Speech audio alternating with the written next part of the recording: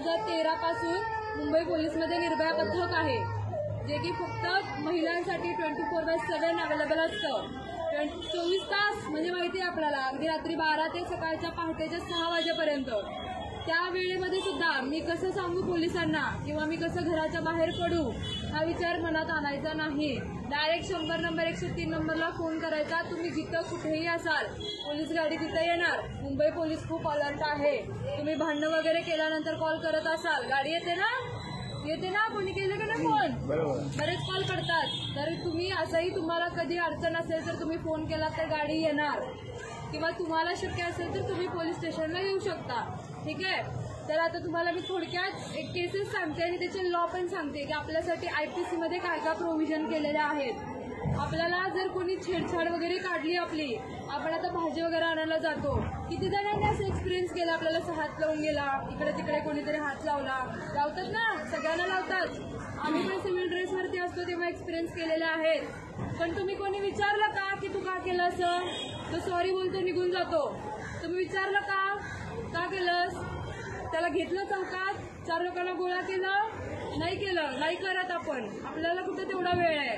तो हात लावतो, अजून 4 जणींना निघून जातो. मग आपण त्याला सोडून द्यायचं असंच? तुम्ही जोपर्यंत त्याला घेऊन येणार नाही, हे प्रमाण कमी होईल का? मला तुम्ही सांगा, प्रमाण कमी होईल का? नाही होणार. तुम्ही अवेअर व्हा, तुम्ही त्याला घेऊन या पोलीस स्टेशनला. ह्या सगळ्या छोट्या छोट्या गोष्टी आहेत, पण तुम्ही जोपर्यंत इनिशिएटिव्ह घेणार नाही त्या गोष्टी बदलणार नाहीत. बरोबर आहे? समजतंय मी सांगितलेलं? त्यामुळे जर असं कधी वाटलं की कोणीतरी मुद्दाम आपल्याला हात लावलेला आहे, मुद्दाम आपल्याकडे सारखं सारखं बघतो आहे, घेऊन यायचं त्याला, चल म्हणायचं पोलीस स्टेशनला.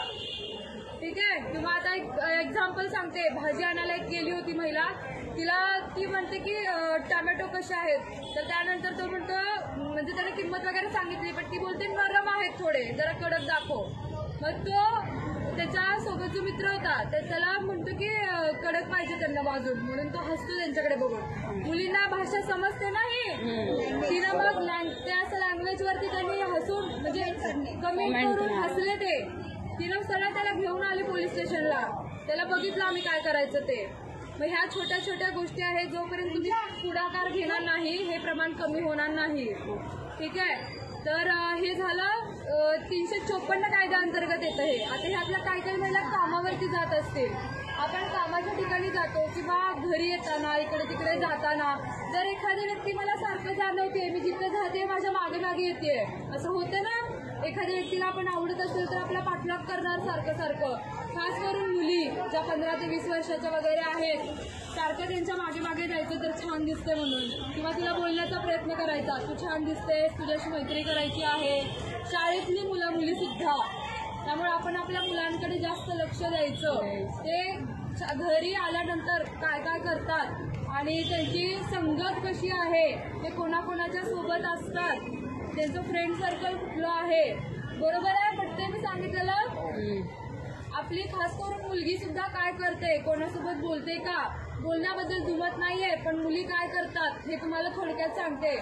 थोडंसं व्हिडिओ कॉलिंग वगैरे करणं, किंवा समोरच्याने काहीतरी सांगितलं की तुम्हाला असले फोटो पाठव, ते हे करून फोटो पाठव. बरोबर? म्हणजे तुम्हाला समजतंय मी काय सांगायचंय तुम्हाला. थोडेसे कपडे वगैरे काढून फोटो मला सेंड कर. मग ह्या प्रेमात आंधळ्या असलेल्या पोरी काय करणार, फोटो पाठवणार. किंवा व्हिडिओ कॉलवरती काहीतरी त्यांच्या प्रायव्हेट रूम असतील तर तिथं काहीतरी करत बसणार हे उद्योग. बरोबर? स्क्रीनशॉट मारायला किती वेळ लागतो व्हिडिओ कॉल केल्यावर? मग ब्लॅकमेलिंग करणार परत, तुझे हे फोटो मी व्हायरल करेन, मग तू माझ्यासोबत राहा, नाहीतर मी तुझ्या घरच्यांना सांगेन. मग जबरदस्ती चालू होते ना, इथून ब्लॅकमेलिंग चालू होतं ना.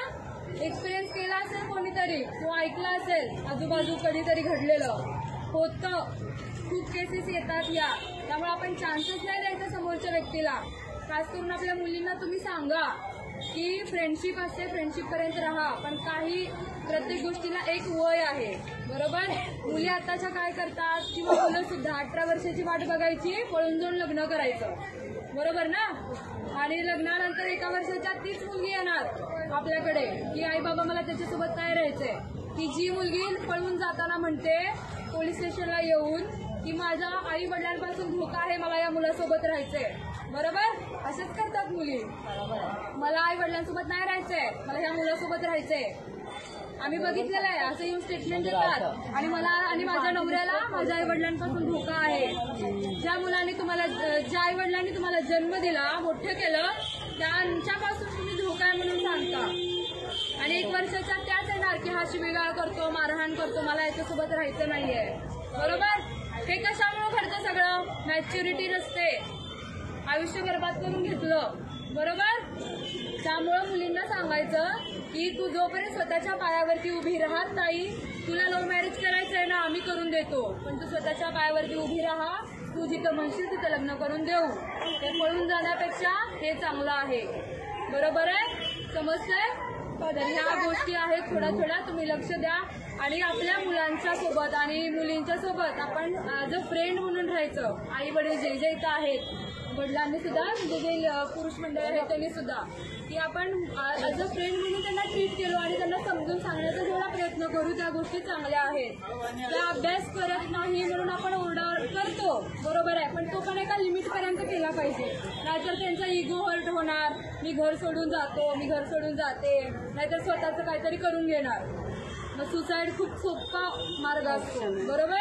18-20 वर्षाची मुलं खूप सुसाईड करतात. आम्ही स्वतः स्टेशन हाऊसला मी 18 वर्षाच्या मुलाचं सुसाईड घेतलेलं आहे, पहाटे 3 वाजताचं. ठीक आहे? मग ते जे बघणं काय असतं, आई वडिलांची काय परिस्थिती असते, आम्हाला सगळं माहिती आहे.